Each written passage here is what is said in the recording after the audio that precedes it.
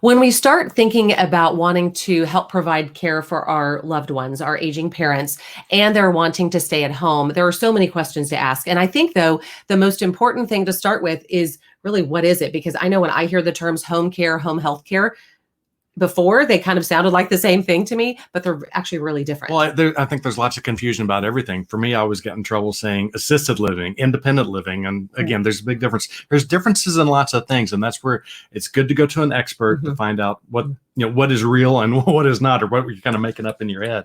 And today we're going to introduce you to Jennifer Prescott, who has a company called Blue Water Homecare and has been in the caring for aging parents or elderly people for a long, long time as a nurse and also as running companies. And so we're so glad for you to be with us today, Jennifer. Well, thanks for having me.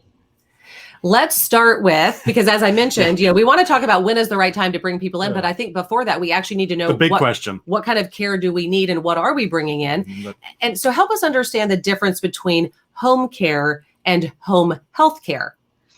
I appreciate that question. So home health, we're going to start with that. Home health care is designed, it's a Medicare benefit. It's actually covered by Medicaid as well. And that's actually, you have a skilled need. So what is a skilled need? That's usually when you have surgery, maybe you need help with, assistance with occupational therapy, physical therapy, speech therapy, a social worker, a nurse. So that is something that Medicare will pay for. It's covered almost at 100%. And it's something that will help you with a skilled need. You have to have a skilled need. Then there's actually home care, and that's our agency, Blue Water Homecare. That's actually considered non-medical. So what does that mean? That's where your loved one needs help with bathing, dressing, grooming, meal preparation, doctor's appointments, laundry. Everybody thinks that Medicare pays for non-medical home care, and the answer is they do not. They actually consider that to be custodial care, and that is not covered by any benefit from Medicare.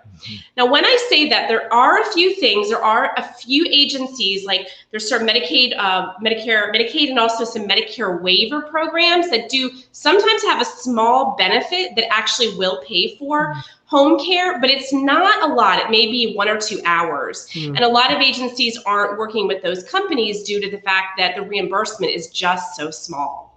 So it just adds to the confusion of sometimes you can, sometimes you can't. And so I think certainly being able to find the right people that can help navigate this for you is helpful. And I feel like a lot of people think that they can't afford just the home care just to help with taking care of their parents. I think that's one of the biggest struggles. So I think, people start out, they think, gosh, Medicare is going to pay for it. And then they call us on the phone and we explain to them, unfortunately, no, Medicare doesn't pay for it. So long-term care insurance. So if your family member, you have a long-term care insurance policy, that is something that most policies, not all, but most policies will pay for home care. The other thing is you have to think about is, how do you pay for it? So I tell people you save for a rainy day. The rainy day does come. So sometimes you do have to. One of the things with our agency is you can collaborate with a couple of your family members. So you may have, a couple siblings. Many agencies will work with you and maybe they'll bill, 4 people instead of just billing 1 person. So that is a way to assist so that people that maybe, live outside of town, maybe they want to help, or you have friends that want to help. And financially, this would be a way that they could help you that could really make a huge difference to keep people, the seniors, age in place, because that's what it's about right now. It really is about it is the lowest level, and it costs about, for 16 hours a week, it's very reasonably cost. And we can talk about, I know you guys have a lot of questions. And so I know the Parenting Aging Parents has been a really great Facebook group, and I've really enjoyed the questions. And I think you guys have some more questions as well. Yeah, it's kind of like viewer email. That's right. Questions from the viewers. So that's right. Read a couple of questions. Right. One person asked, is there a different cost for overnight rates versus daily rates? And I guess thinking specifically about home care, or maybe home health care, maybe that's the same too. Sure. So for home health care, they don't ever provide care overnight. So with home care, so non-medical, some agencies charge more for overnight care and some agencies don't. We're not an agency that charges more for overnight care. What you do see sometimes is that there may be a decrease in cost if you have somebody for more hours. The other thing is you may pay a differential over the weekend. And I think it's important, and I think some of your, the viewers here on the video call, is that we are in a caregiver shortage right now, and it's important that people are aware of that. And as agency owners, we've had to pivot a little bit, so we have to be creative in hiring folks. And so we want to be able to pay our people the most amount. Like, we're a company that is not a franchise. We are a independently owned and operated company. So our job is, I really want to provide the best care, but we also want to be able to have the most money into the best caregivers that are providing the care for our clients. Mm-hmm. Well, and what about, and that brings up the question of, when is it the right time to go through an agency, and when is it better or beneficial just to find somebody on your own? And how do you even, how do you navigate that? I think it's, that's a great question. I think that, the benefit of working with an agency is the fact that they have all the full background checks, that they have education and training, that there's support. And when I say by support is, people get sick, people have family issues. And when you hire someone privately, you may not have a plan B. And so when you're with an agency, you want to interview that agency and ask them, what is your plan B? What if Sally Sue calls out? How many people are you going to guarantee care? And those are the types of questions that are important, because there are many agencies out there that provide amazing care, but you need to make sure that there's actually a backup in place. Mm-hmm. Our agency, we always have 2 RNs on call. We always have a whole, team of people as a backup. And when we take on a client, we do guarantee that they will receive care. And so I think that's important. When you work with privately, you are going to save a little bit of money when you hire someone privately. Mm-hmm. Maybe utilize, care.com. That's probably the most common. And so there's lots of folks on there. So, I would encourage you to, ask them good questions about, tell me about your experience, and really dig deep when you're interviewing people privately.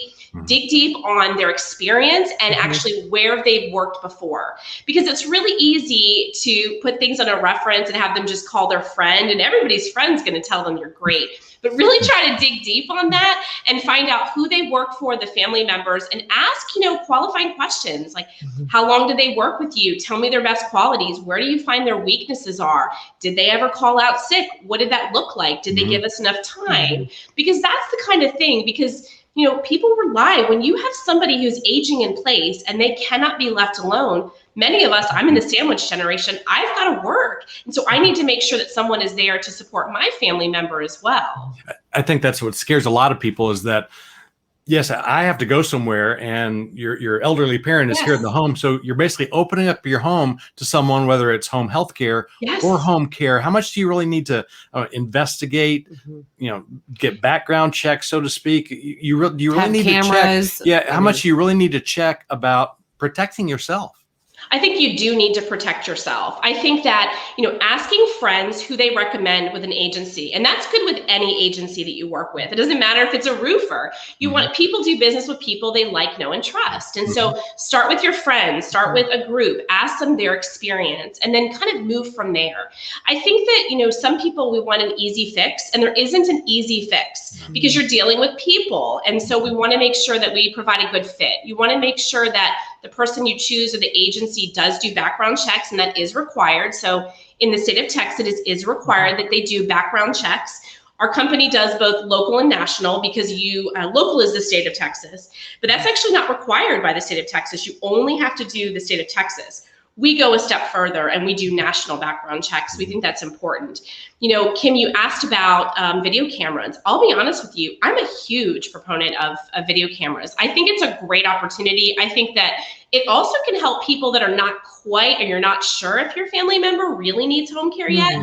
You can actually use that to see, what time does mom wake up? When is she most at risk of fall? Is she getting up 4 or 5 times in the middle of the night? Because that's the time when they're going to be a little woozy, their blood sugar may have dropped, and it's that opportunity for them to fall. And then also if someone's in the home, and I think you need to disclose to that person or the company that, yes, you do have cameras. And so, I think you can do it in a way that's very respectful. Agencies come in and they want to do a good job. I would say that if an agency is hesitant about you sharing with them that there are cameras, I think you need to look the other way. Interesting. Well, and I think that now you raised a really good question, and one that we got asked in the group as well, is how do you know when it's the right time to bring in either home care or home health care? And with home health care, can you really not get it until there's a medical need? So how do you know which is the right fit, and when do you need either or both?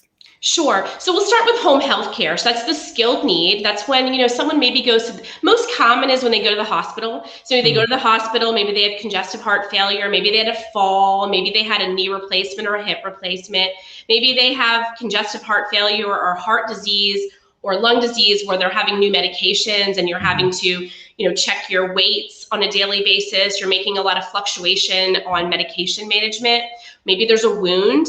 Those are all skilled needs. And so what happens is an RN goes out there, does an assessment, and she collaborates with the physician who's writing the orders. And then he'll bring in the next level of people, which is, the physical therapist, the occupational therapist, speech, wound care. And so those are all part of that team. And so I think anytime you have a change, like going to the hospital or having surgery, or, maybe you're calling the doctor's office a lot. That to me is like, if you're calling urinary tract infections, that's one of those things when you're starting to hear that as a family member and that's about your loved one, I do think that is probably time to bring those professionals in. Yeah. Now, when somebody has home care, when is that appropriate? So I kind of tell them there's three things. The first thing would be change in their balance, change in their ability or function. So what does that mean? Maybe they had surgery, maybe they did not. Maybe it's, they're just not getting around. So is it they're not getting around as well because of an actual physical ailment? No. Or maybe it's something that's, they're depressed. Yeah. That's one of the things that we need to think about. I think the other thing is a change in home environment. So you go over to your loved one's house and there's laundry piled up and that person is very organized and you notice that it's, a hot mess over there and you're like, what's going on? And so it might be a physical thing. It's not that they're lazy, but it might be a physical thing that they just physically can't do their laundry. Mm-hmm. And then the other thing is, weight loss and also like dents in their car. So if your person is actually, having lots of dents in their car, it might be a situation where they need to have somebody drive them, for doctor's appointments or something like that. Yes, we've had lots of questions about about driving, and so that needs to be probably a whole separate video. It is a whole video. Yes. Yeah, because I think there are so many challenges. So I hopefully today, I know we could probably talk about this all afternoon, just the differences and when we need, but I thank you so much because I think you've given us, one, we understand the vocabulary better as far as what home care is versus home health care and what it is and what it isn't. And just giving people just the tools so that they know to ask the right questions. Yeah. Thank you, Jennifer, so much. You're welcome. Have a good day. Okay. Tell you what, I think what it really does is it shows us that you have to ask questions because even if you're told by a friend, try this company and you call them up, you almost have to ask because you never know with the title of the company. It's hard to tell sometimes. Right. Is this home care? Is this home health care? Explain to me exactly what you can do for my parent. Right. Because you don't want to have those surprises. You don't want to hire somebody, bring them in, and then all of a sudden get a bill and realize, I thought this was covered or not. And so again, so many things, especially with when you're trying to help your parents and take care of them in their home. Yeah. So many different questions, so many different issues. And so we will continue to tackle these issues as we can. So if you have suggestions or ideas of topics that you would like us to cover, definitely let us know. Yeah, we'll bring on some experts and hopefully help you with the answers.